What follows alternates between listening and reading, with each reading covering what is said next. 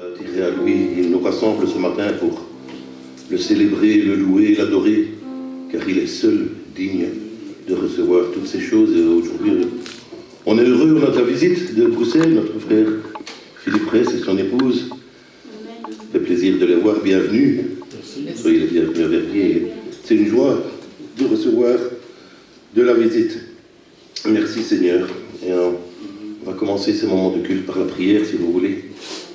Seigneur, merci encore de ta présence, Seigneur, au milieu de nous. Et merci de nous rappeler que nous étions morts par nos fautes et par nos péchés, indignes de nous tenir devant toi. Et que maintenant nous sommes dans ta présence, devant le trône où tu règnes, Seigneur, couronné de 1000 couronnes, de gloire et d'honneur. Et c'est ce que nous venons t'apporter, Seigneur, ce matin. Tel que nous sommes, sans rien à nous, seulement ton sang versé pour nous. Nous t'apportons la louange, la reconnaissance, le merci de notre cœur, avec joie, vraiment comme un cadeau pour toi, une offrande, un sacrifice pour toi. Qu'il te soit agréable ce matin, Seigneur. À toi la gloire, Seigneur. Amen. Amen. Amen. On va lire un passage pour commencer dans le psaume 150. On va lire un passage, on va lire tout le psaume 150 ce matin. Louez l'Éternel, louez Dieu dans son sanctuaire. Louez-le dans l'étendue où éclate sa puissance. Louez-le pour ses hauts faits. Louez-le selon l'immensité de sa grandeur. Louez-le au son de la trompette. Louez-le avec le luth. Louez-le avec la harpe. Louez-le avec le tambourin et avec des danses. Louez-le avec des instruments à cordes et le chalumeau. Louez-le avec des cymbales sonores. Louez-le avec des cymbales retentissantes. Que tout ce qui respire loue l'Éternel. Amen. Amen. Vous respirez ce matin? Hein, j'espère quand même. Louez l'Éternel alors. Que tout ce qui respire loue l'Éternel. Et si vous avez envie de vous lever, de chanter, de danser, de frapper dans les mains, allez-y, le Seigneur va être content ce matin. Alléluia. Amen.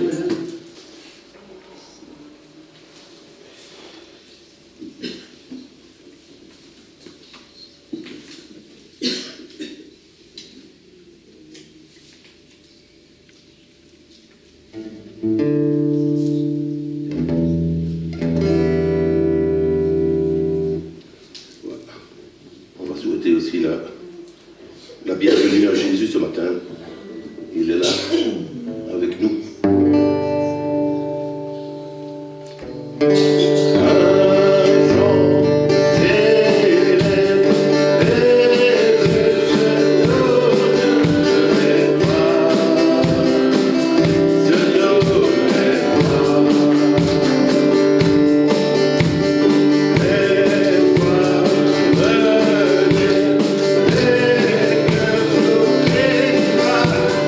Wow.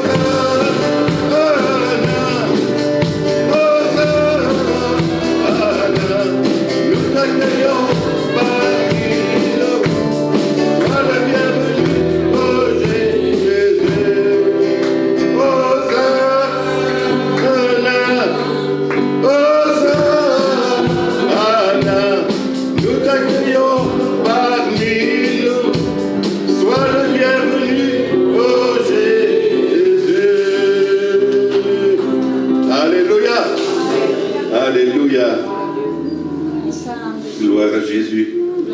Gloire à Dieu ce matin.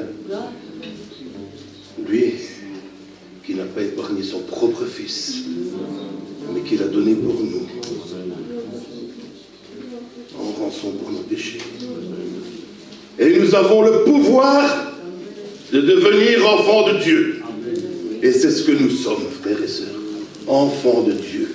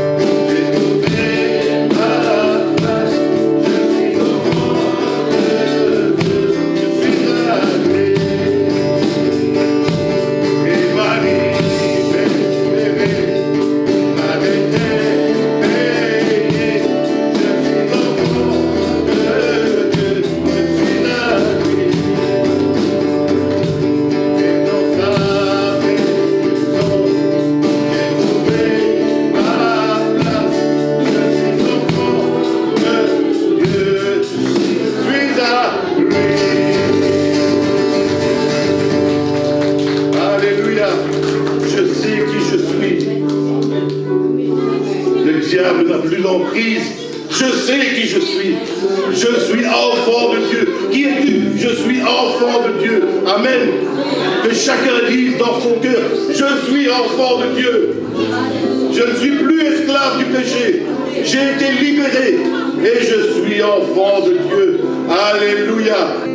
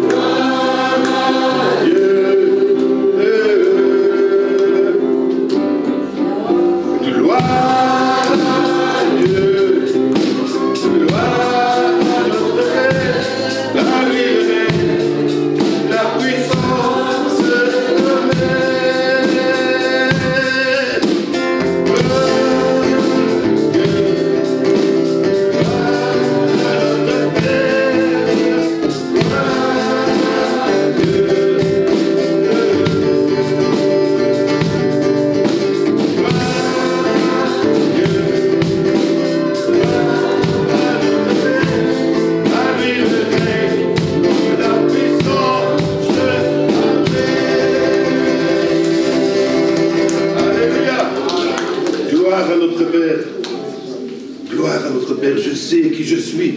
Je suis enfant de Dieu. Dieu est notre Père. Dieu est notre Père intime. Il est toujours le Dieu tout-puissant. Mais il est devenu notre papa. Abba! Abba, papa, ce matin. Gloire à Dieu. Adorons le Père, adorons Jésus. Adorons Jésus. Oh Seigneur, combien nous voulons être reconnaissants et joyeux ce matin. On ne se rend même pas compte de la position bénie dans laquelle tu nous as placés, Seigneur. On l'oublie tellement facilement, Seigneur. Mais tu as donné ta vie pour nous racheter, pour faire de nous un peuple, une famille, des adorateurs. Tu as payé le prix, Seigneur. Et nous sommes là, devant toi maintenant, pour t'adorer, te louer. Quelle position bénie, Seigneur. Nous qui étions perdus, tu es venu nous chercher. Et non seulement tu nous as cherchés, mais tu nous as trouvés. Et non seulement tu nous as trouvés, mais tu nous as sauvés. Sauvés de la mort éternelle. Et tu nous donnes en retour la vie éternelle. La vie avec toi. Alléluia. Gloire à ton nom, Seigneur Jésus, ce matin. Gloire à tout ce que tu es. Et merci, le merci du plus profond de notre cœur, Seigneur, monte vers toi ce matin. Encore, nous levons les mains pour t'adorer, Seigneur, ce matin. Alléluia. Amen.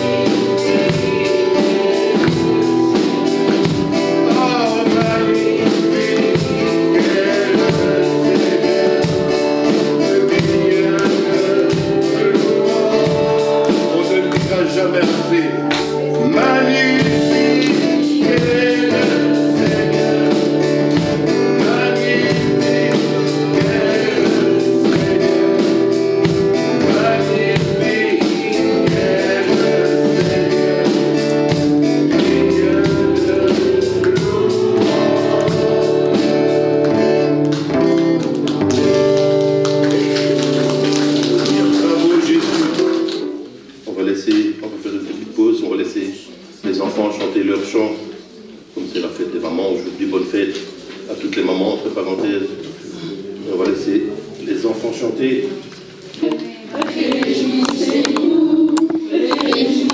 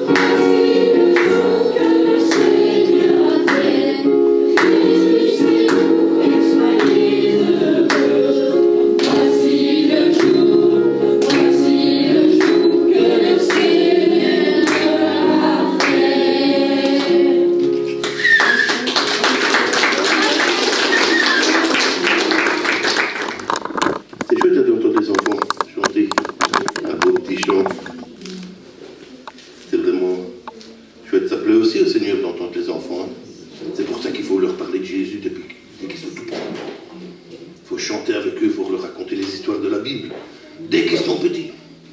Comme ça, au plus vite, ils peuvent louer le Seigneur de tout leur petit cœur. Amen. On va se diriger tout doucement vers la Sainte Seine. Deux chants qui nous parlent de ce que Jésus a subi et où il est maintenant. Quand j'ai vu tes mains guérir dans le malade, quand j'ai vu tes mains qui rompaient du pain pour nourrir tout de toi, des milliers d'hommes, Seigneur en retour, reçois mon amour, Seigneur en retour, reçois mon amour. Quand j'ai vu tes pieds saigner de partout, quand j'ai vu tes pieds bercés par le clou, pour sauver tout de toi, des milliers d'hommes, Seigneur en retour, reçois mon amour, Seigneur en retour, reçois mon amour. Et quand j'ai vu tes yeux pleins de larmes, quand j'ai vu tes yeux pleins d'amour, pardonne tout de toi, les milliers d'hommes, Seigneur en retour, reçois mon amour, Seigneur en retour, reçois mon amour. Et quand j'ai vu ton corps tout meurtri de peau, et quand j'ai vu ton corps vivant malgré tout, ressuscité pour toujours, des milliers d'hommes, Seigneur en retour, reçois mon amour, Seigneur en retour, reçois mon amour. Alléluia, merci Seigneur. Merci pour la croix. Merci pour la croix, Seigneur Jésus. On va chanter le chant pendant qu'on passe avec la Sainte Seine. On va faire ce que le Seigneur nous demande jusqu'à son retour, peut-être pour la dernière fois. On va prendre ces signes en mémoire de lui jusqu'à ce qu'il vienne. On va lire un passage dans Genèse 22.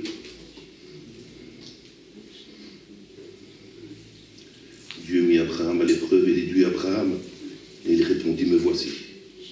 Dieu dit, prends ton fils, ton unique, celui que tu aimes, Isaac.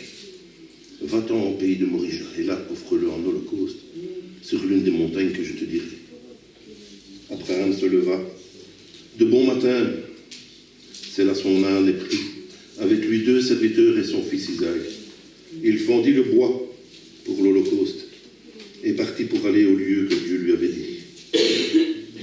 Le 3e jour, Abraham, levant les yeux, vit le lieu de loin, et Abraham dit à ses serviteurs, restez ici avec l'âne, moi et le jeune homme, nous irons jusque-là pour adorer, et nous reviendrons auprès de vous. Abraham prit le bois pour l'holocauste et chercha son fils Isaac, et porta dans sa main le feu et le couteau. Et ils marchaient, tous deux ensemble. Le père et le fils, ils marchaient, tous deux ensemble. Alors Isaac, parlant à Abraham, son père, dit, mon père, et il répondit, me voici, Isaac reprit, voici le feu et le bois. Mais où est l'agneau pour l'Holocauste? Abraham répondit, mon fils, Dieu se pourvoira lui-même de l'agneau pour l'Holocauste. Et ils marchèrent tous deux ensemble. Le plan de Dieu s'accomplit, ils marchent les deux ensemble, le Père et le Fils. Lorsqu'il fut arrivé au lieu que Dieu lui avait dit, Abraham y éleva un autel, rangea le bois et lia son fils Isaac et le mit sur l'autel par-dessus les bois. Puis Abraham étendit la main et prit le couteau pour égorger son fils. Alors l'ange de l'Éternel l'appela des cieux et dit, Abraham, Abraham! Et il répondit, me voici.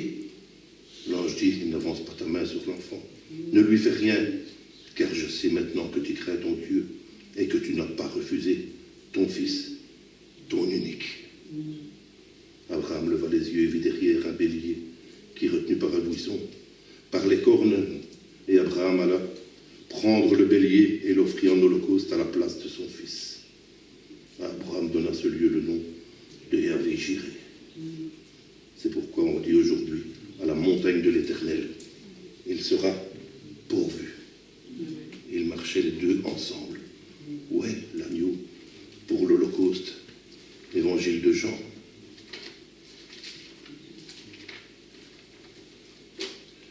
Jean, au chapitre 1er, verset que vous connaissez tous.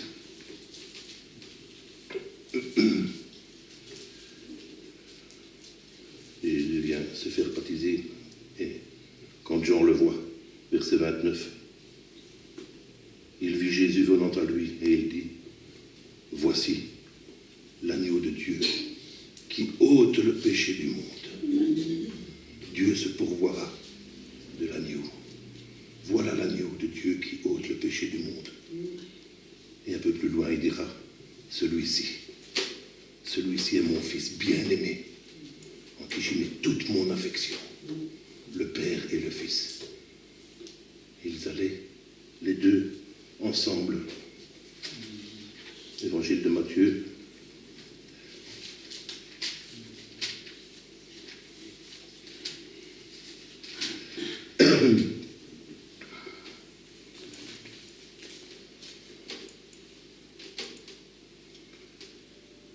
Matthieu 27, verset 45. Depuis la 6e heure jusqu'à la 9e heure, Jésus est sur la croix et il y a des ténèbres sur toute la terre. Et vers la 9e heure, Jésus s'écria d'une forte voix, Élie, Élie, lama sabachthani, c'est-à-dire, mon Dieu, pourquoi m'as-tu abandonné? Ils allaient les deux ensemble. Et là, c'est pourquoi m'as-tu abandonné? Parce que Jésus était fait pécher à notre place. Et que Dieu ne pouvait pas voir le péché. Il s'est détourné de son propre fils. Celui qu'il aimait, qu'il avait mis toute son affection. Jésus a été fait pécher. Pas pécheur, hein? Il a été fait pécher à notre place. Il portait nos péchés. Et Dieu s'en est détourné. Quelques-uns de ceux qui étaient là, l'ayant entendu dire, il appelle Élie, aussitôt l'un d'eux courut prendre une éponge, qu'il remplit de vinaigre et l'ayant fixé à un roseau, il lui donna à boire. Mais les autres disaient, laisse, voyons si Élie viendra le sauver. Et Jésus poussa de nouveau un grand cri, et il rendit l'esprit. Il a donné sa vie, comme il l'avait dit. Personne ne lui a pris. C'est lui qui l'a donné. Et voici le voile du temple se déchire en deux depuis le haut jusqu'en bas. Voilà la route merveilleuse que nous empruntons, frères et sœurs. Non plus pour aller de la croix au tombeau, le tombeau est vide. Mais pour aller du tombeau dans le ciel, où Jésus est monté. Et on l'a rappelé, ce jeudi c'était l'ascension. Jésus est monté, mais il va revenir. Voilà notre espérance. Notre espérance ici-bas, notre vie ici-bas, c'est d'être au service de Jésus qui revient bientôt. Et quand le voile s'est déchiré, la terre trembla, les rochers se fendirent, les sépulcres s'ouvrirent, plusieurs corps des saints qui étaient morts ressuscitèrent. Étant sortis des sépulcres après la résurrection de Jésus, ils entrèrent dans la ville sainte et apparurent à un grand nombre de personnes. Le centenier et ceux qui étaient là avec lui pour regarder Jésus, ayant vu le tremblement de terre et ce qui venait d'arriver, furent saisis d'une grande peur et dirent: assurément, cet homme était le Fils de Dieu. Alléluia. Amen. Cet homme était le Fils de Dieu. Et pour nous, cet homme est toujours le Fils de Dieu. Et nous sommes enfants de Dieu. Héritiers de Dieu. Co-héritiers, héritiers avec Christ. Quelle joie, quel bonheur. Bien sûr, on a la tristesse du cœur quand on lit ces paroles de la croix. Mais le Seigneur n'a pas voulu rester là. Il n'est pas venu nous apporter la tristesse. Il est venu nous apporter la joie. La joie de sa résurrection, mais aussi la joie de son prochain retour. Et la joie d'une espérance éternelle dans le bonheur avec lui. Et frères et sœurs, je pense qu'il faudra bien l'éternité pour dire merci à Jésus pour son amour infini. Seigneur, tel que nous sommes sans rien à nous, Seigneur, nous voulons prendre le signe que tu nous as préparé ce matin, ce repas que tu as fort désiré partager avec les tiens. Et tu veux encore qu'on le fasse aujourd'hui, Seigneur, en mémoire de toi. Et du fond de notre cœur, tout simplement, sachant que je suis lavé dans ton sang, que je suis purifié de tout péché, que je suis devenu enfant de Dieu, que je peux m'approcher de toi. Je veux manger ce pain et boire ce vin, ces signes qui représentent ton corps brisé, ton sang versé pour moi. Nous allons le prendre en mémoire de toi jusqu'à ce que tu viennes, Seigneur. Et chacun d'entre nous, du fond de notre cœur, dit merci pour le pain, merci pour le vin, merci pour ton corps, merci pour ton sang, merci pour la croix, mais merci pour ta victoire. Victoire au Seigneur de la vie. C'est pas le Seigneur de la mort, c'est le Seigneur de la vie. Seigneur Jésus, gloire à toi. Gloire à ton nom et merci. Merci du fond de notre cœur pour ton amour merveilleux, Seigneur. Alléluia. Amen. Amen. Soyez bénis en prenant ces signes ce matin.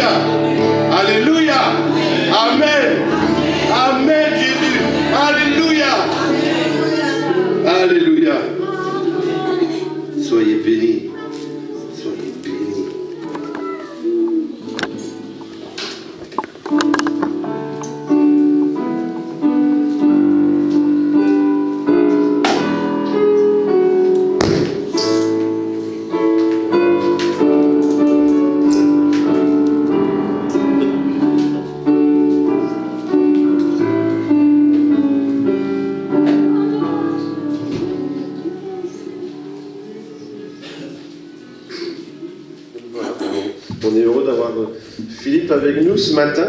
Certains l'ont déjà rencontré parce qu'il est déjà venu. Hein. Puis ceux qui vont aux conventions, etc., vous l'avez vu aussi. Hein. Donc Philippe est secrétaire des Assemblées de Dieu francophones de Belgique. Il s'occupe aussi de la CMM, des 2010. Et puis il est pasteur aussi, hein, d'une église à Forêt aussi. Donc voilà, il a pas mal de choses que Dieu, pour lesquelles Dieu l'utilise. Et donc ce matin, je pense qu'il va un petit peu présenter ce qui le travail de la CMM, alors d'écouter, parce que voilà, c'est une opportunité de s'impliquer. Hein. Voilà, dites-vous, est-ce que voilà, chacun peut s'impliquer et peut faire quelque chose. Donc il a mis des choses sur la table là derrière, il vous expliquera. Hein. Et puis après il va porter la parole ce matin. Donc on veut vraiment être réceptif, ouvrez grand vos cœurs et éteignez voilà, toutes les distractions, hein, vos GSM par exemple. Donc voilà. Voilà, que Dieu te bénisse, Philippe. Oui, si tu veux. Oui, voilà. Je t'ai mis ça là, mais je sais pas.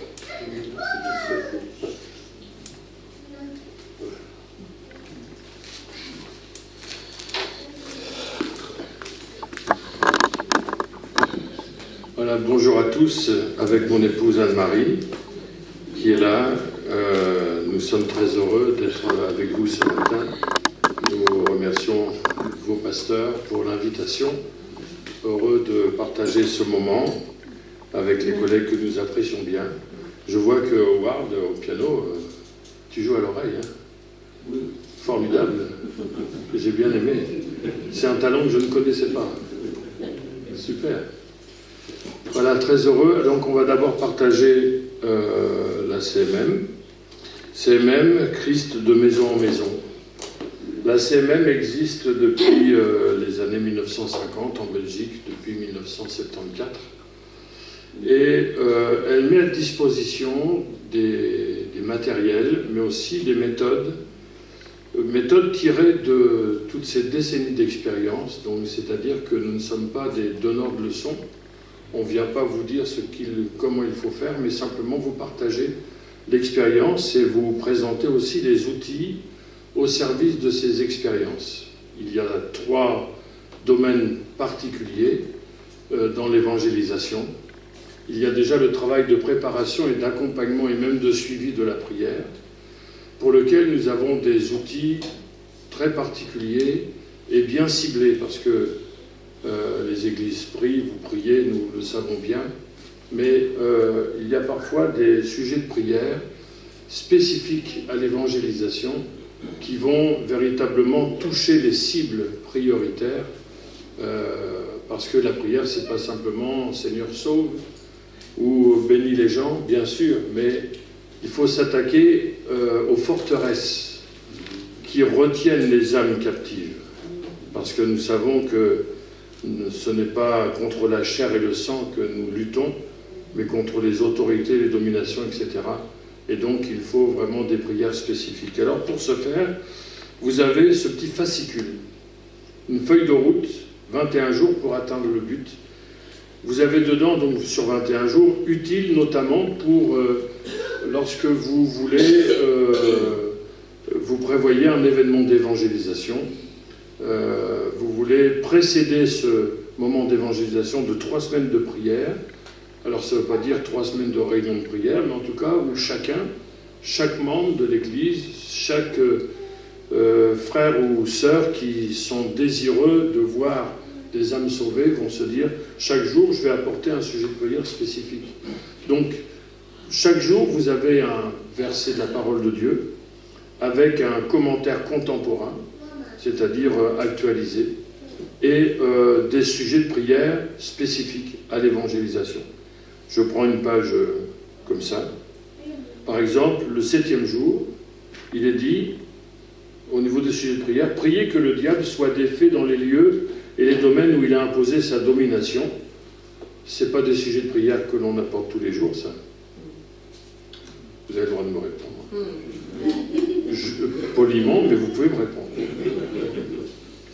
Priez que ces manœuvres soient énergiquement balayées et que la décision soit sans appel. Priez pour que les âmes soient libérées de l'emprise du diable. Amen. Ça, ce sont des sujets de prière ciblés. Et si nous le faisons, nous allons voir que ces prières sont efficaces. Donc, ce n'est pas tous les jours la même chose, mais vous voyez un peu le sens, la direction des prières spéciales d'évangélisation. Pour que nous soyons des missionnaires, parce que il n'y a pas que ceux qui partent en mission que Dieu a missionné. Je rappelle que le Seigneur nous a tous dit que nous étions des témoins. Et le peuple de Dieu répond « Amen ». Bon, il y en a 10, mais il en manque quand même. Nous sommes des témoins. Pas simplement par nos paroles, mais je dirais d'abord par notre vie. Des exemples, des modèles, de ceux qui montrent pratiquement que Jésus a changé leur vie. Et bien sûr, il y a aussi les paroles qui accompagnent. Mais pour que nous soyons des missionnaires, nous avons édité une carte de prière spéciale Belgique. Il en existe une aussi en néerlandais, si jamais vous aviez besoin, et avec laquelle nous allons pouvoir, les uns et les autres, chaque jour, prier pour la Belgique, avec les provinces représentées, et ici, reprise ici, c'est-à-dire tous les jours, on prie pour une province particulière, avec des sujets, comment dire, que j'appellerais des piliers de la société, qui font tourner finalement le pays. L'Église et l'unité, ça c'est la priorité, les foyers, les familles, l'éducation, l'économie, le gouvernement, il y a de quoi faire, la sécurité, la justice. Donc il faut prier pour que Dieu agisse dans toutes ces couches de société, parce qu'il est dit dans la parole du Seigneur qu'il faut que nous prions pour les rois, pour les gouverneurs, c'est-à-dire tous ceux qui sont décideurs dans notre pays, afin que Dieu les influence et que ce qu'ils décident ne soit jamais à l'encontre de l'œuvre de Dieu, que nous ayons toujours la liberté de nous rassembler, la liberté d'annoncer l'Évangile, la liberté de pouvoir vivre notre foi, parce que nous savons bien que la persécution augmente de plus en plus. Et je dirais, sans effrayer personne, qu'elle se rapproche. Donc il faut que nous prions pour que Dieu puisse agir, pour que cette liberté, nous ayons de plus en plus, et puis que les décisions de nos gouvernants, quelle que soit la hauteur de leur responsabilité, que ce soit au niveau communal ou au niveau national, que Dieu puisse agir afin que les décisions soient aussi bonnes pour les gens, pour l'aspect social, etc., que tout ne soit pas fait que pour une catégorie, on ne va pas faire de politique ce matin, mais que aussi les gens, le peuple, ne soient pas bridés, mais qu'ils soient bénis au travers des décisions. On sait, sans faire de politique, je le répète, que ce n'est pas toujours le cas. Donc, cette carte qui fait de nous des missionnaires, vous permet d'inscrire ici 5 noms de personnes pour lesquelles vous allez vous engager de témoigner et de prier. Et une fois que vous avez le plaisir d'enlever le nom parce que la personne s'est engagée avec Jésus et est passée par les eaux du baptême, vous remplacez son nom. Et comme ça, vous avez votre petit champ missionnaire personnel de 5 personnes. Pas besoin de franchir l'Atlantique, le Pacifique. Là où nous sommes, nous pouvons être missionnaires de la part du Seigneur. Alors, vous verrez, je ne vais pas tout vous présenter parce que ça prendrait trop de temps, mais finalement, je vous présente les actes principaux. Ensuite, ce sont les outils qui diffèrent, mais l'esprit est toujours le même. Ici, un fascicule pour vous aider à témoigner. C'est le Saint-Esprit qui nous rend capables, nous sommes d'accord, mais parfois des petits conseils pour surtout ne pas rater le but. On peut être maladroit dans le témoignage, ça peut nous éviter de l'être maladroit, mais en même temps nous donner simplement des simples conseils. Par exemple, je vous dis les axes. Comment engager une conversation avec quelqu'un pour parler du Seigneur, bien sûr, pas pour parler de la météo. Vous avez remarqué que quand quelqu'un vous parle de météo, c'est qu'il n'a rien à vous dire. Vous avez remarqué ça? Vous dites bonjour, il fait beau aujourd'hui. Bon, ça veut dire que vous pouvez passer votre chemin, rien à dire. Par contre, nous avons quelque chose à dire. Donc, comment engager une conversation? Comment partager l'évangile avec quelqu'un? Comment conduire une personne à Christ? Très utile. Comment prier? Vous verrez comment diviser une heure en 12 quartiers de 5 minutes et les occuper par la louange, la confession, la lecture de la parole de Dieu, la prière, bien sûr, l'écoute, savoir écouter Dieu aussi. Quelques instruments pour évangéliser. Trouver l'espoir. Si vous avez participé à Espoir 2023, vous l'avez certainement utilisé, donc il est toujours là. On est en train d'éditer une nouvelle version. Le film de la vie, vous connaissez? Alors ça, le film de la vie, soit qu'on l'aime, soit qu'on ne l'aime pas. Je parle surtout de ceux qui ne connaissent pas Jésus, parce que finalement, ça nous parle de la naissance jusqu'à la mort, et ça nous décrit simplement le fait qu'on n'a jamais le temps. Soit qu'on est trop jeune, on est trop petit, on est trop jeune pour y penser, après on a autre chose à penser, après on est trop occupé à y penser, puis après on est mort, c'est trop tard. Donc c'est simplement pour amener les gens à réfléchir. Et si tu prenais le temps de penser à l'éternité, si tu prenais le temps de penser à l'amour de Dieu, ça peut vraiment nous aider, ça.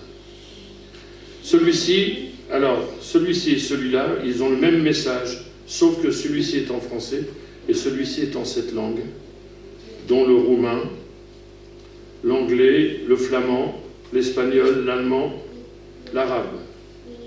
Utile en fonction des communautés auxquelles nous avons affaire. Et puis d'autres encore, une lettre d'amour du Père pour vous, 4 choses que Dieu veut que vous sachiez pour les partager. Et puis il y a aussi un petit fascicule pour les enfants. L'histoire d'un roi. On sait quel est le roi dont il est question, et avec des images, des textes, pour faire découvrir aux enfants la personne de Jésus. Dernière chose, on n'a pas amené le carton de suivi, la carte réponse. Alors,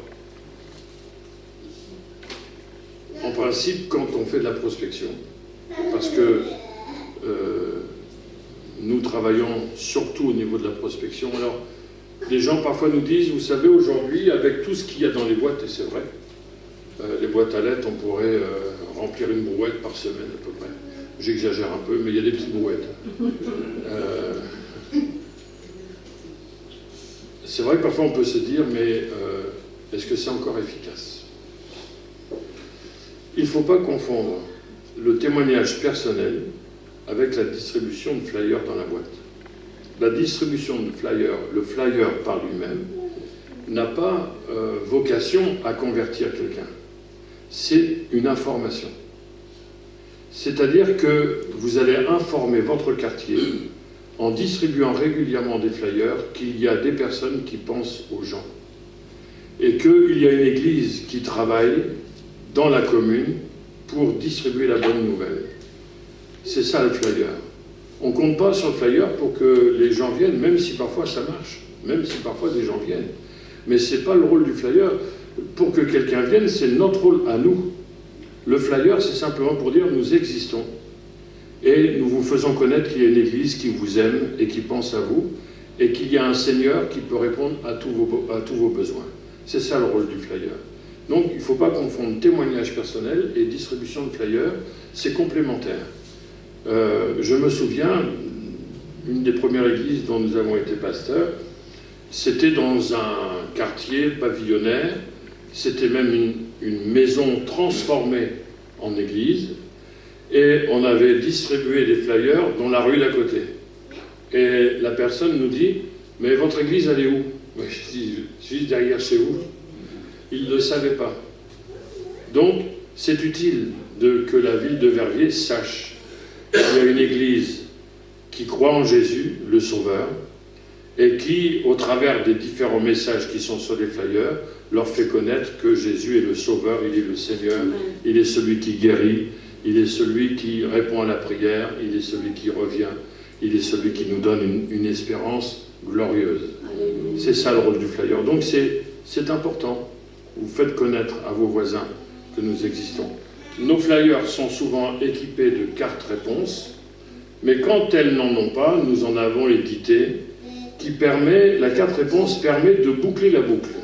Ça veut dire, quand une église distribue un flyer, la personne qui le reçoit a de quoi répondre. La personne qui est intéressée, mais elle est libre.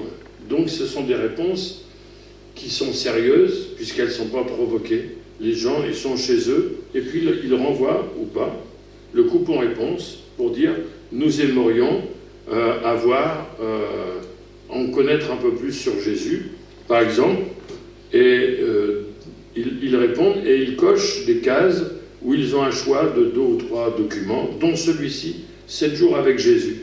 C'est 7 paroles de Jésus commentées et qui leur permettent de savoir très rapidement qui est Jésus et pourquoi Dieu l'a donné pour nous. Et donc, une fois qu'ils l'ont reçu, une fois qu'ils l'ont envoyé, nous on le redonne à l'Église. C'est pas toujours facile de savoir quelle est l'Église qui a distribué. Bon, si c'est à Verviers, on sait que c'est ici. Mais parfois, donc ça serait bien de mettre sur le coupon-réponse quelque part un signe qui nous permet de reconnaître quelle est l'Église qui a distribué. Puis après, en fonction des codes postaux, c'est pas toujours simple de savoir quelle Église a distribué. Donc ça, c'est juste en passant. Bien sûr, sur le coupon-réponse, sur le flyer, vous mettez le tampon de l'Église. Ça, je pense que vous le faites automatiquement. Et donc, une fois que nous avons reçu le coupon-réponse, on le renvoie à l'Église, ce qui permet à l'équipe d'évangélisation d'aller visiter les gens. C'est-à-dire que le flyer, il n'est pas perdu. Les gens qui ont répondu peuvent avoir un contact avec l'Église. Et là, on peut les amener plus loin avec le Seigneur, pour que la distribution ne soit pas dans le vide, mais que les gens puissent avoir accès. Voilà, grosso modo, la prière, la distribution et le suivi. Ça, ce sont les 3 choses importantes pour l'évangélisation. Avez-vous des questions? J'ai peut-être des réponses. Tout est clair? Vous dormez? Ok. Alors que Dieu vous bénisse, je sais que vous avez travaillé. Je me souviens qu'il y a 2 ans, nous étions à la salle municipale au mois de juillet. On a fait 4 samedis. On avait aussi, la CMM avait édité un flyer 1 an après. Donc, que Dieu bénisse la commune, tous les environs, et que le Seigneur sauve encore beaucoup de personnes. Amen. Amen. Bien, je vais me désaltérer un peu. À votre santé et à la mienne.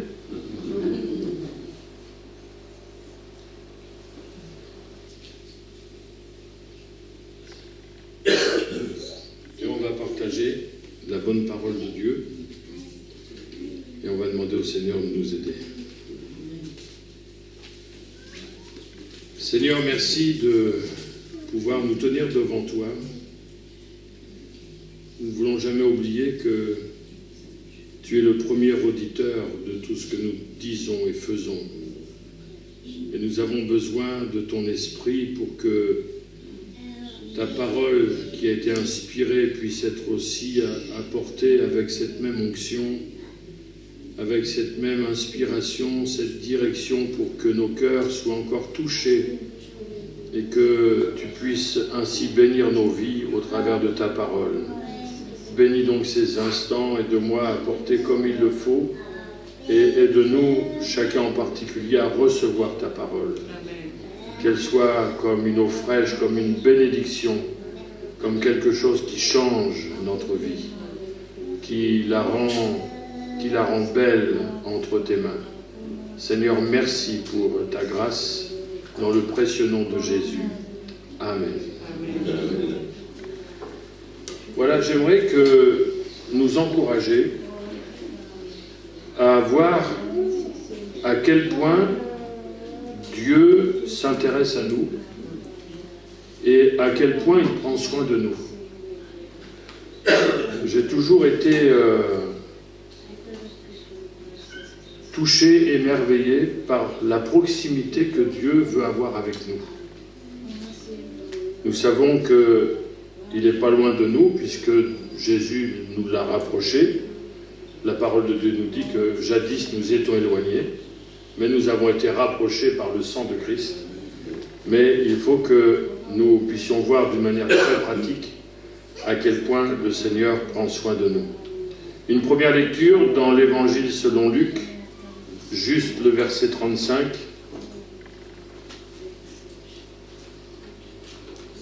Luc chapitre 19, verset 35.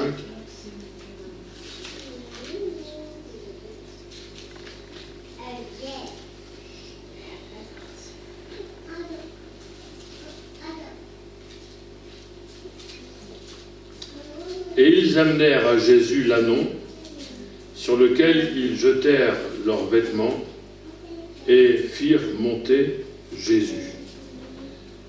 Ça peut vous paraître un peu bizarre de faire cette lecture, mais on va essayer d'expliquer les choses. La seconde lecture, 1 Pierre, chapitre 5, verset 7.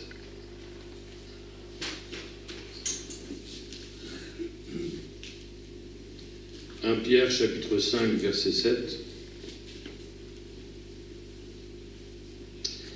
Et déchargez-vous sur lui de tous vos soucis, car lui-même prend soin de vous. Lui-même, il ne délègue pas, il n'a pas de serviteur pour ça, il s'en charge, il pourrait s'occuper, il pourrait prendre des anges. Alors je ne dis pas qu'il ne s'en sert pas, mais il nous est dit que c'est lui qui dirige les choses, lui-même prend soin de vous. Pourquoi avoir lu Luc 19 ? Tout simplement parce que le verbe jeter dans Luc 19, qu'ils jetèrent leurs vêtements, et le verbe se décharger, dans la parole de Dieu en grec, c'est exactement le même mot.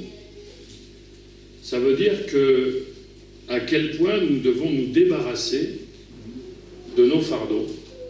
Puisque quand vous jetez quelque chose, même si on n'a pas beaucoup de force, la chose, on ne la touche plus. On ne l'a plus entre les mains. Même le plus petit ou la moins forte d'entre nous peut jeter au moins une chose, même un peu lourde, à 1 mètre. À 1 mètre, vous ne l'avez plus. Ça ne nous embarrasse plus. Et c'est à ce niveau-là, même si nous pouvons nous dire que ce n'est pas facile, et c'est vrai, que ce n'est pas facile de nous débarrasser de nos soucis comme ça. Mais quand Dieu nous dit de jeter, nous décharger nos fardeaux, il nous explique pourquoi nous devons le faire, puisqu'il nous dit que c'est lui qui va s'en occuper. Donc, ce n'est pas juste le fait de se débarrasser comme, voilà, avec même de l'insouciance, en disant, voilà, les soucis, je m'en fiche, je m'en débarrasse. Non. La parole de Dieu nous dit qu'il faut les jeter, mais pas n'importe où. Il faut nous décharger sur lui. Sur lui. Dieu se charge, même si tous les habitants de la terre, si presque les 8 milliards d'habitants de la Terre se déchargeaient sur Dieu de tous les soucis, il pourrait encore les prendre, il y aurait encore de la place. Et parfois, il nous est arrivé, peut-être pas vous, mais peut-être vous aussi, « Ah, mais Dieu a d'autres soucis à gérer que moi. » Ben non. Il nous demande de le faire. Il nous demande de le faire. Et parfois, nous, on a du mal à se décharger, à se débarrasser, à jeter nos fardeaux sur lui. Alors que lui, nous, fais-le.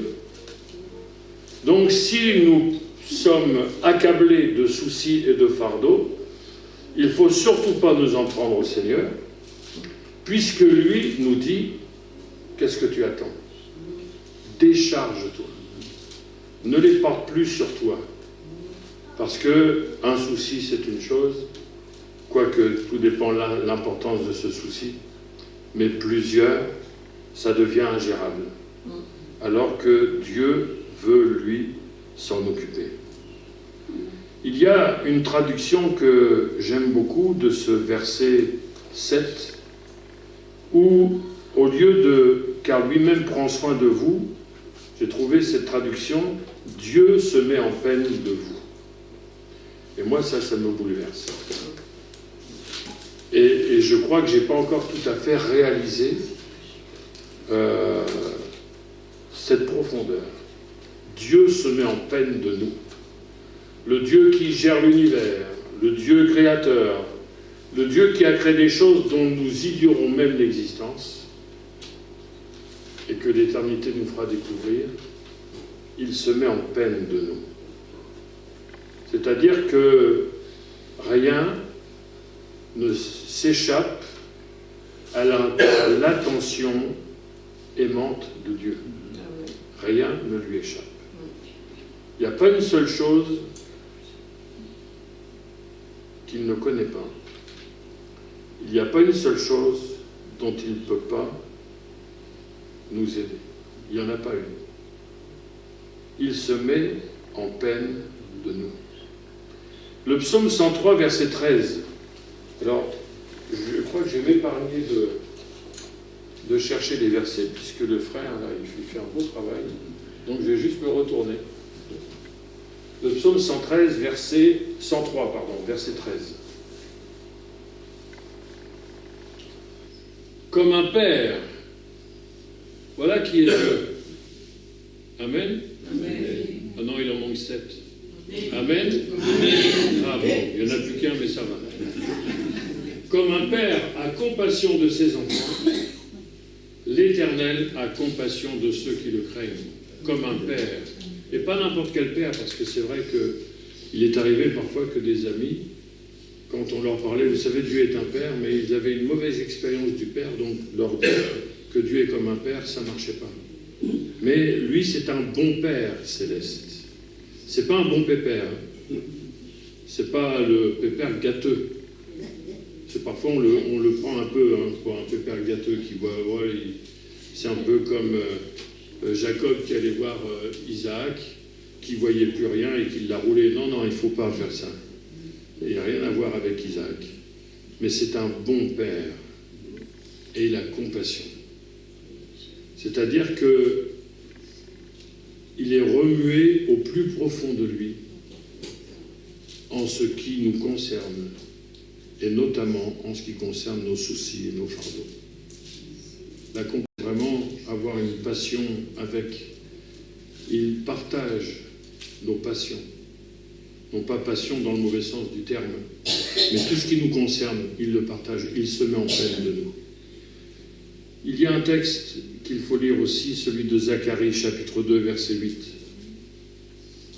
Zacharie, chapitre 2, verset 8.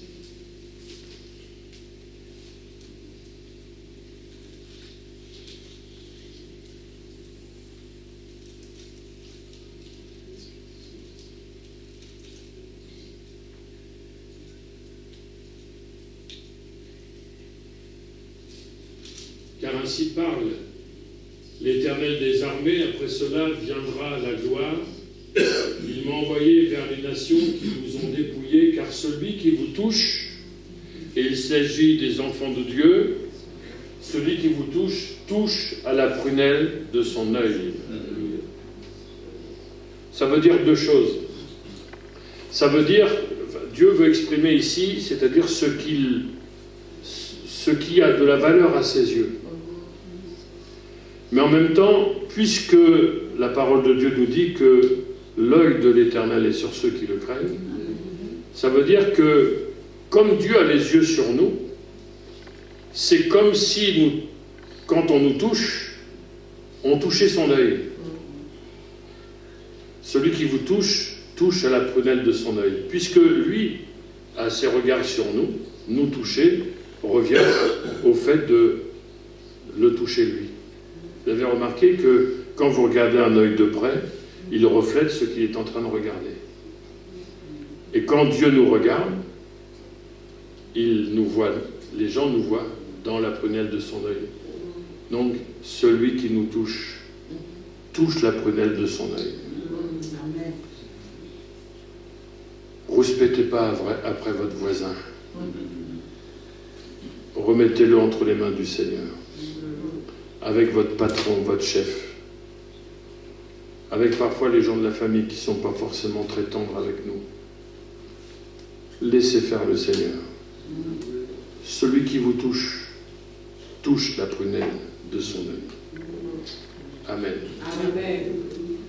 Il y a un exemple, enfin, on va en regarder deux. On va lire quelques versets dans le livre de la Genèse, au chapitre 21 et au verset 14.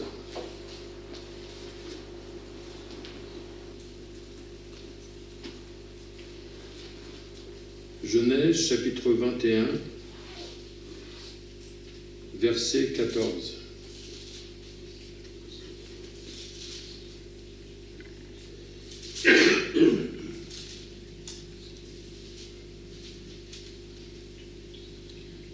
Abraham se leva de bon matin, il prit du pain et une outre d'eau qu'il donna à Agar et plaça sur son épaule. Il lui remit aussi l'enfant et la renvoya. Elle s'en alla et s'égara dans le désert de Beer-Shéba. Quand l'eau de l'outre fut épuisée, elle laissa l'enfant sous un des arbrisseaux et alla s'asseoir vis-à-vis à une portée d'arc, car elle disait que je ne vois pas mourir mon enfant. Elle s'assit donc vis-à-vis de lui, éleva la voix et pleura. Dieu entendit la voix de l'enfant. Et l'ange de Dieu appela du ciel Agar et lui dit, « Qu'as-tu, Agar? Ne crains point, car Dieu a entendu la voix de l'enfant dans le lieu où il est. Lève-toi, prends l'enfant, saisis-le de ta main, car je ferai de lui une grande nation. » Et Dieu lui ouvrit les yeux, et elle vit un puits d'eau. Elle alla remplir l'eau d'eau l'outre, et donna à boire à l'enfant. Dieu fut avec l'enfant qui grandit, habita dans le désert et devint tireur d'arc. Il habita dans le désert de Paran et sa mère lui prit une femme du pays d'Égypte. Agar se retrouve dans une grande détresse. Elle désespère de vivre et surtout elle désespère de voir son fils vivre. Donc elle veut l'éloigner d'elle. Là, c'est pas comme si elle se déchargeait de son fardeau, mais comme elle ne sait pas quoi en faire, elle a un acte, un geste désespéré. Mais la parole de Dieu nous dit qu'elle va le placer sous un arbrisseau. Vous savez que souvent, dans la parole de Dieu, il y a des symboles, et que le bois nous fait souvent rappeler celui de la croix, où Jésus a donné sa vie. D'ailleurs, David fait allusion à un arbrisseau spécifique dans sa prière de repentance quand il parle « Purifie-moi avec l'hysope ». L'hysope, c'était un petit arbre, un arbrisseau, que le sacrificateur prenait, il le plongeait dans le sang pour asperger tous les ustensiles du tabernacle. Donc, ici, cet arbrisseau peut nous faire penser à la croix, même si Agar n'avait peut-être pas le sens prophétique de ce qu'elle était en train de faire. Mais je crois que nous savons en qui nous croyons. Et quand nous avons un fardeau, je dirais même existentiel, il est important pour nous de le placer au bénéfice de l'œuvre du calvaire, de l'œuvre de la croix, de la mort et de la résurrection de Jésus.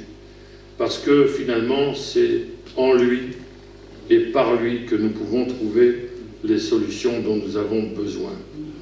Elle éloigne d'elle le fardeau sans s'en décharger, mais la parole de Dieu nous dit que même dans cette circonstance-là, Dieu, qui a certainement autre chose à faire, il va entendre la voix de l'enfant. Moi, ça m'estomaque. Parfois, en tant que parent, on n'entend pas toujours la voix des enfants. C'est vrai ou pas? Ouais, vous êtes timide, hein. Vous êtes des parents parfaits, vous. Hein. Ça peut nous arriver, bien aimés, même si ce n'est pas volontaire. On peut rater des choses. On peut rater des choses.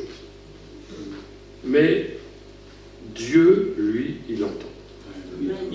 Il a entendu la voix de l'enfant. Et il va prendre soin de cette famille.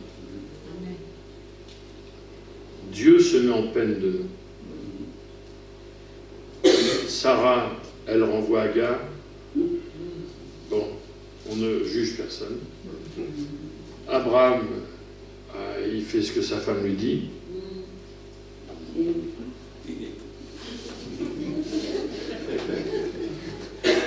No comment. Et cette famille, donc, monoparentale, se retrouve dans la galère. Mais Dieu va en prendre soin. Parce que c'est sa nature. Parce qu'il est Dieu. Il n'est pas Dieu lointain, Dieu impersonnel. Comme un père a compassion. L'Éternel a compassion de ceux qui le craignent. Amen. Et le Seigneur va intervenir. Il se met en peine de la situation. Et ce qui est remarquable, c'est que Agar, qui n'a pas souhaité, elle n'était pas responsable de la situation. Parce qu'il y a des situations qui nous arrivent dont on n'est pas responsable. Mais on en est les victimes. Et dans sa souffrance, elle ne voyait pas le puits qui était à côté d'elle. Et parfois, dans la détresse, dans la souffrance, on ne voit pas les solutions qui sont à côté de nous. Et nous avons besoin que Dieu nous ouvre les yeux. Et c'est ce que Dieu va faire. Il va lui ouvrir les yeux. Et elle va pouvoir rassasier, désaltérer son enfant. Et tous les deux vont être bénis. Et c'est ce que Dieu va faire pour chacun d'entre nous, si nous lui faisons confiance, parce que Dieu se met en peine de nous. L'autre exemple, nous l'avons dans le livre du prophète Daniel, au chapitre 3, et au verset 23. Daniel, chapitre 3, verset 23.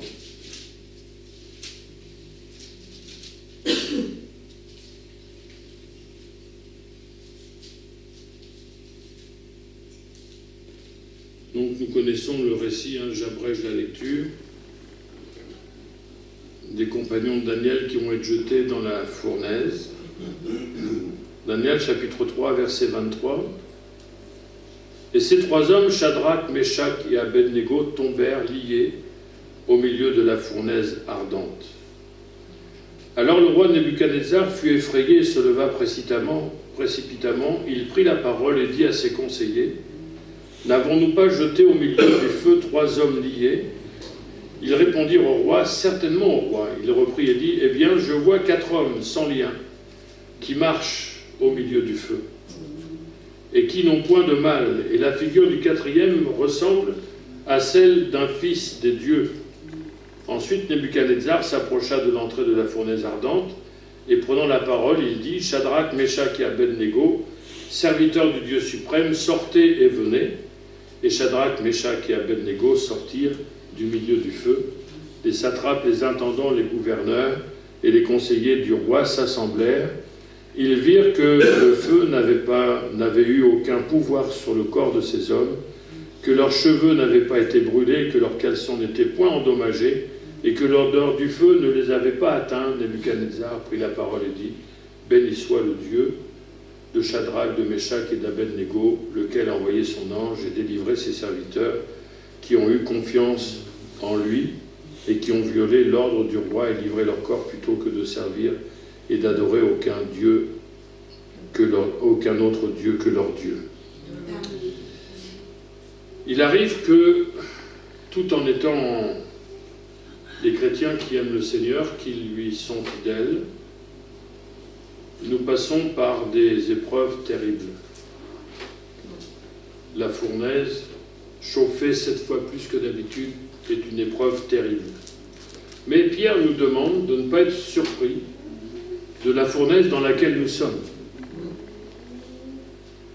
Alors, parfois on dit, c'est facile à dire, mais la parole de Dieu nous dit, il ne faut pas être surpris. Le monde dans lequel nous sommes, à cause de la tentation, de la séduction, de l'oppression, à cause des injustices et à cause de toutes les épreuves que tous les êtres humains rencontrent, la maladie, le deuil, etc., mais aussi les épreuves que le chrétien rencontre, Parfois, le monde est comme une fournaise qui pourrait nous griller tout à fait. Et parfois, on peut se dire, mais Seigneur, pourquoi tu permets ça? Pourquoi tu permets ça? Pourquoi tu permets ça à des personnes qui te sont fidèles? Mais quand la Bible dit de nous décharger sur Dieu de tous nos soucis, et la raison de le faire, parce que ce texte nous prouve que Dieu se met en peine de nous. 3 hommes, alors c'est vrai, qui étaient fidèles à Dieu, mais à cette époque-là, il y en avait certainement d'autres qui avaient aussi des problèmes, peut-être pas de ce genre, mais Dieu va s'occuper spécialement de ces 3 hommes en envoyant son fils, puisque celui que Nebuchadnezzar décrit comme quelqu'un qui a l'apparence d'un fils des dieux, il n'est pas d'un fils des dieux, c'était son langage, mais il est le fils de Dieu. Amen. Amen. Jésus apparaît dans l'Ancien Testament, pas sous son nom, puisque le nom de Jésus, il ne vient qu'à partir de sa naissance. Mais il est le Fils éternel de Dieu. Et donc, sous d'autres formes, sous d'autres noms, il apparaît déjà dans l'Ancien Testament. Et ici, il vient en personne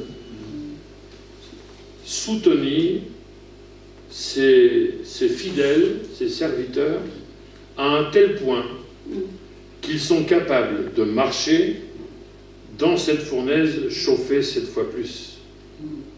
Wow. Même l'odeur du feu ne les a pas atteints. Les cheveux, une allumette, vous mettez une allumette sur les cheveux, il n'y en a plus. Hein. Piou. Mais eux, ils sont dans la fournaise. Et la fournaise ne les atteint même pas. Parce que Dieu s'est mis en peine d'eux. Et donc, pour nous, il en est exactement la même chose. La parole de Dieu nous dit que ceux qui veulent vivre pieusement en Jésus-Christ seront persécutés. Ce n'est pas une bonne nouvelle.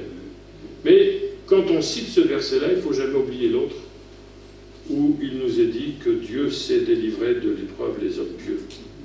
Parfois on cite des versets parce que ça correspond à notre état d'âme. Mais la vérité n'est pas qu'une partie. La vérité, c'est tout. Vous savez que la vérité, c'est un discours qui ne nous cache rien. Si vous omettez quelque chose, ce n'est pas la vérité. Alors on va dire, j'ai pas menti. Oui, mais tu n'as pas dit la vérité. Tu n'as peut-être pas menti, mais tu as omis une partie. Et donc, la vérité, elle est complète. Dieu sait délivrer de l'épreuve les hommes pieux. Ceux et celles qui marchent avec le Seigneur, même si Dieu a permis l'épreuve, il a déjà prévu le moyen de nous en sortir. Déjà.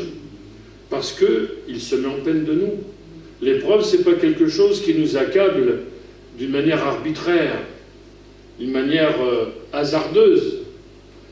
Il y a les épreuves qui nous touchent, parfois celles dans lesquelles on peut se mettre nous-mêmes parce qu'on fait des mauvais choix. Mais là, Dieu ne dit pas qu'il ne va pas nous aider, si nous savons revenir à lui et regarder à lui. Mais parfois, Dieu permet des épreuves, non seulement pour nous, mais aussi pour ceux qui nous entourent, pour que nous puissions donner gloire à son nom quand il nous aura délivrés de là. Une dernière lecture, dans le psaume 34, verset 7. Je sais que quand déjà on cite le psaume 34, on dit « Oh, j'ai une petite idée quand même de ce qu'il va dire ». Mais on va lire quand même. Le psaume 34, le verset 7. Ce psaume est à lire entièrement à chaque fois. Il est tellement extraordinaire. Alors que David l'avait écrit suite à un problème où il avait risqué sa vie quand même. N'oublions pas, puisque c'est quand il s'est retrouvé en présence d'un roi dont certains voulaient bien le tuer, et il a fallu qu'il imite le fou pour s'en sortir, parce qu'il a failli y passer. Mais voilà ce qu'il écrit. Quand un malheureux crie, l'Éternel détourne la tête. Ah non, c'est pas ça. Non, c'est pour voir si vous suivez. Hein.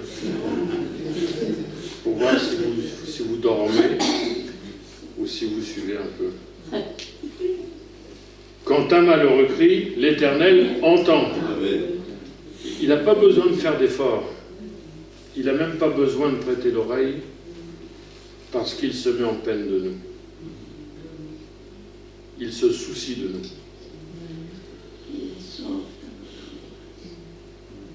Et il le sauve de toutes ses détresses. Pas de quelques-unes, de toutes ses détresses. Et puis, il y a aussi ce texte, le malheur atteint souvent le juste. J'ai un jour trouvé cette traduction, les tracas du juste sont nombreux. C'est pas faux, hein?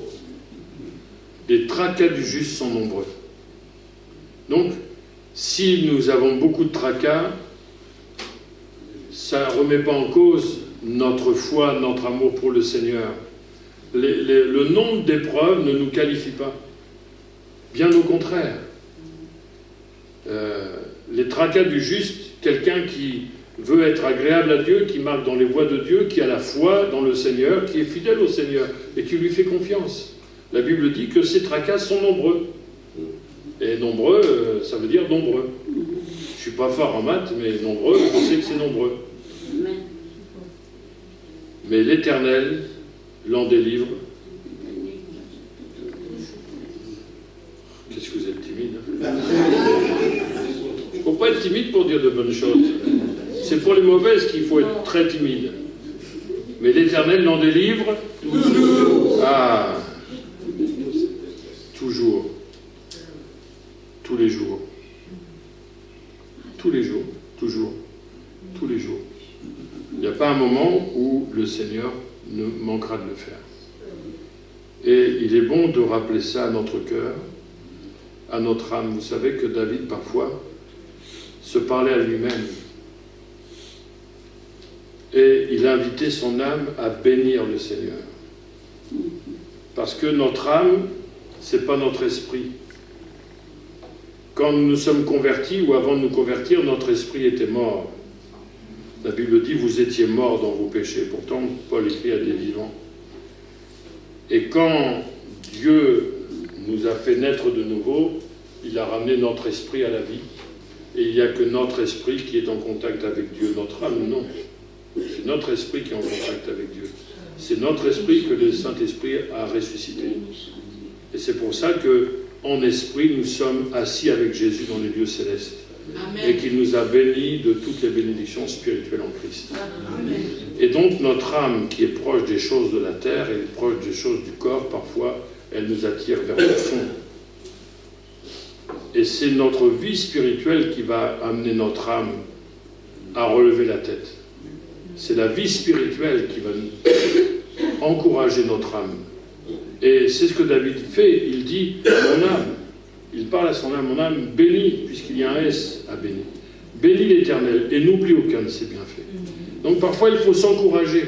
Quand notre âme est mélancolique, quand elle est un peu désarçonnée, déboussolée, il faut dire, eh bien, notre âme, c'est pas notre âme qui doit commander, mais c'est notre vie spirituelle.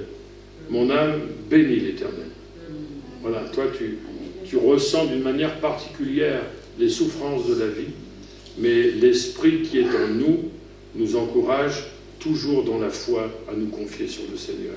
Mon âme bénit l'Éternel et n'oublie aucun de ses bienfaits parce qu'il se met en peine de nous. Ne l'oublions jamais. Il se met en peine de nous. Que le nom du Seigneur soit béni. Amen. On va prier.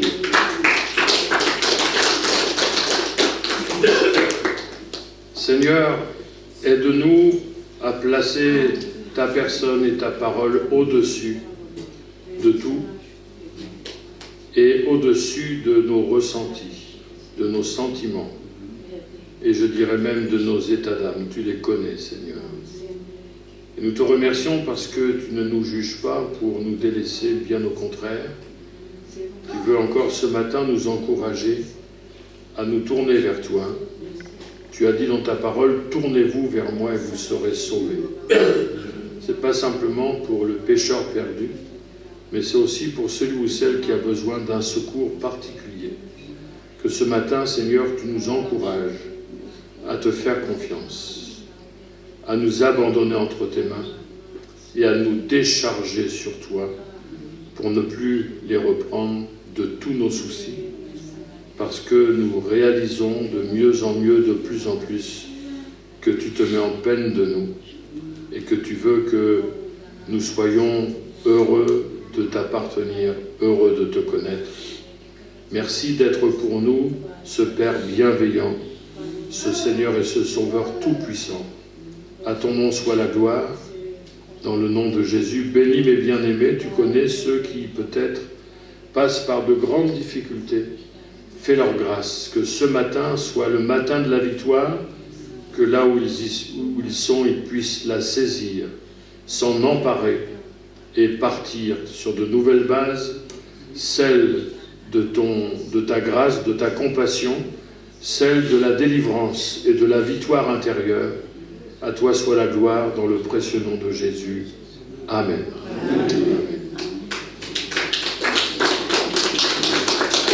Voilà, merci Seigneur. Donc, on va se confier en lui. C'est facile le dimanche, mais voilà, que chaque jour, on puisse se confier en Dieu, parce qu'on est bien là dans la maison du Seigneur, mais demain, quand on va peut-être faire face à des choses difficiles, mais je vais me confier en l'Éternel. Je sais qu'il se soucie de moi, qu'il prend soin de moi, qu'il se met en peine de moi, comme on a dit tout à l'heure. Merci Seigneur pour ces moments qu'on a pu passer ensemble dans ta maison. Merci pour ta présence, parce que tu es là, et merci parce que tu prends soin de nous, tu as le regard sur nous, et même tu t'es abaissé jusqu'à nous, tu es même devenu l'un de nous, et puis tu mets ton esprit en nous. Merci parce que tu nous aimes, que tu prends vraiment soin de nous, à tel point que tu as donné ta vie pour nous, alors que nous étions encore pécheurs. Merci parce que tu nous aimes tellement, et c'est vrai, on ne comprend pas, on a encore du mal, on comprend, on ne saisit pas encore la grandeur de ton amour, de comment tu te prends soin de nous, de comment tu te soucies, toi le créateur de tout l'univers, tu te soucies de moi dans mes difficultés, dans mes fardeaux de chaque jour, qu'ils soient grands, qu'ils soient petits. Tu m'aimes et tu es là pour moi, tu prends soin de moi, et je te prie vraiment que tu m'utilises aussi pour que quelqu'un autour de moi connaisse l'espoir de Jésus. Pour que quelqu'un autour de moi puisse savoir, oui, Dieu prend soin de toi aussi. Jésus prend soin de toi aussi, il t'aime aussi. Et je te prie vraiment que chaque chrétien dans cette pièce soit utilisé pour dire à quelqu'un, Dieu t'aime, Dieu prend soin de toi, tu dois t'abandonner à lui, il se soucie vraiment de toi. Et que ce soit au travers des flyers de la CMM, de nos prières, de nos témoignages, et de tout ce que nous pouvons faire, que les gens sachent Dieu prend soin de toi, Dieu prend soin de nous.